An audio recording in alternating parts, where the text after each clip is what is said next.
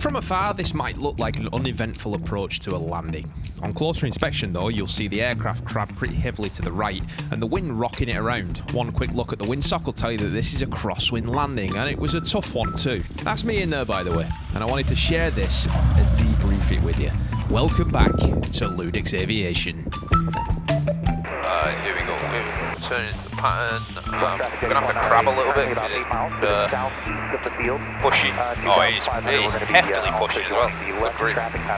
One of the things that I get asked a lot as a flight instructor is what method is best to use in a crosswind landing, the crab or the slip.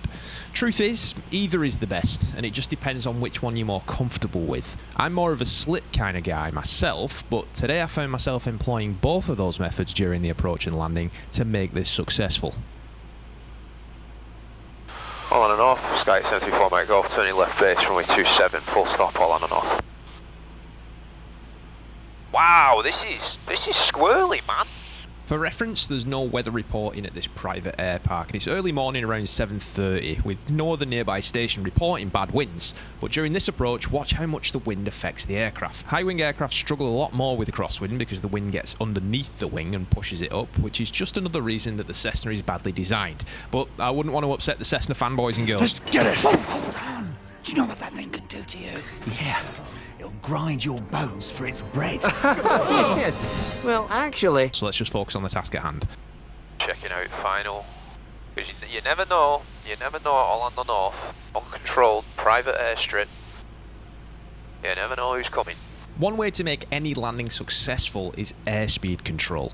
When descending in the pattern, in this aircraft I fly 80 knots on downwind, 70 to 75 on a base and 60 to 65 on final, being close to 60 over the runway.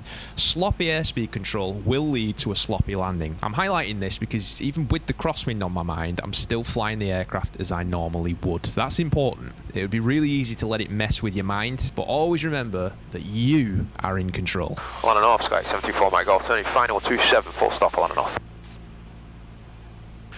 Alright, last check, all good.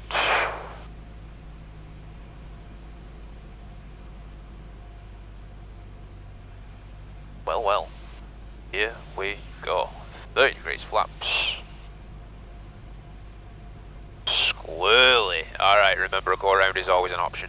Always an option. Never have truer words been said. Here I am crabbing into the wind, meaning I'm using right rudder along with the natural weather vaning tendency of the aircraft to keep the nose to the right. You can see better on this view, this moment right here. And you can see how much I'm fighting to keep the right wing from lifting. That's that bad aircraft design again, but we're not going there. It's important to fight all the way down. Now here's where the transition from the crab to the slip is going to happen. Your landing has to be with the longitudinal axis aligned with the runway. Otherwise you're going to land with a side load.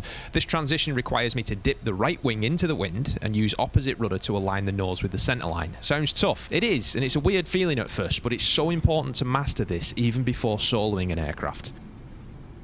Ailerons into the wind. What? Hey, that was tough, man.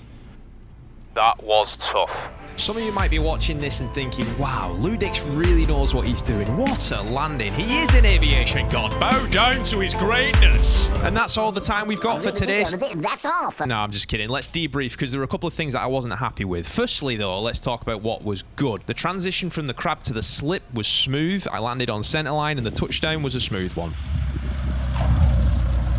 Nothing better than the squeaks, right? It's a good landing, but it's not perfect. Listen to what I say here. Crosswind controls, touchdown with the upwind wheel.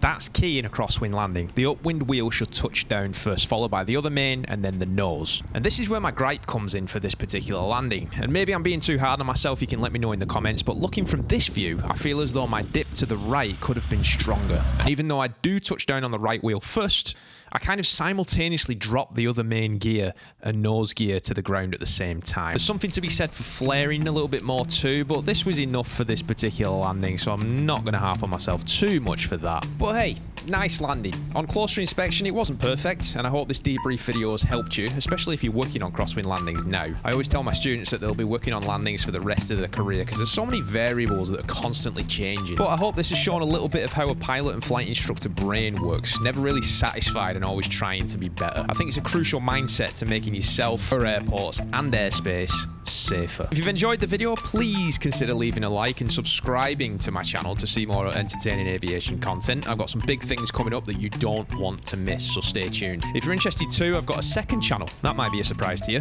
I'd love for you to come over and subscribe to Lew on too if this is your sort of thing. And one final thing, if you want to support me in my efforts to make the best aviation content, then consider joining my Patreon. You'll get access to special perks like early access to videos and a library of exclusive content, depending on which tier you choose. It's not required, but it's definitely appreciated if you do join. Thanks for watching, and I'll see you on the next one.